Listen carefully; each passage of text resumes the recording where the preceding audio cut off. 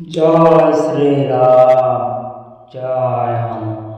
नमस्कार प्रिय बंधुगण, भक्तिर शक्ति चैनल रे आपन को स्वागत।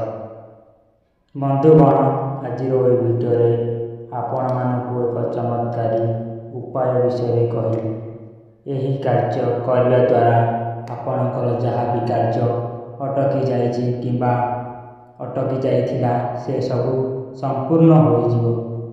जेते बड़ कार्य हो पछे, जहाँ भी कार्य हो पछे, गोटे मास भितर, मात्र गोटे मास भितर आपणकर कार्य निश्चय भाव में पूरा हो जिवो। प्रभु बजरंगबलींकर यही उपायटी थरे जी करिनेछि तार कार्य हेबाटा सुनिश्चित। यह एक शक्तिशाली उपाय भितर गोटे। आपण जदि प्रभु हनुमान को भक्ति करे निजर कार्यटी श्रद्धा सहकार मनरे जणाइबे, ताहा प्रभु निश्चित पूरा करेंगे। आपण जानिथिबे प्रभु हनुमान को मनरे भक्ति और श्रद्धा रखी डाकिले प्रभु हनुमान निश्चिंत शुणी था।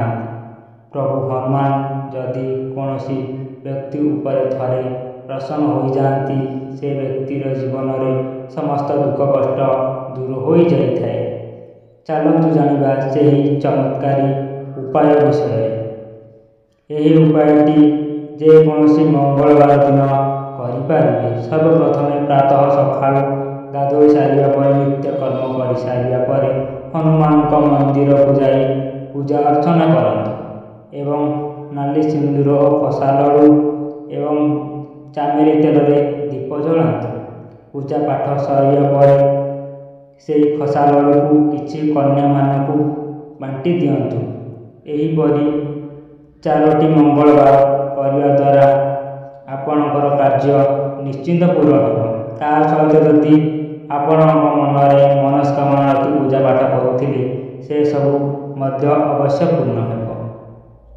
जदि आमर यहपरि वीडियो देखा आपण उत्सुक अच्छा तेरे वीडियोटी को लाइक करी कमेंट रे जय श्री राम और जय हनुमान निहाती लिखंतु। धन्यवाद।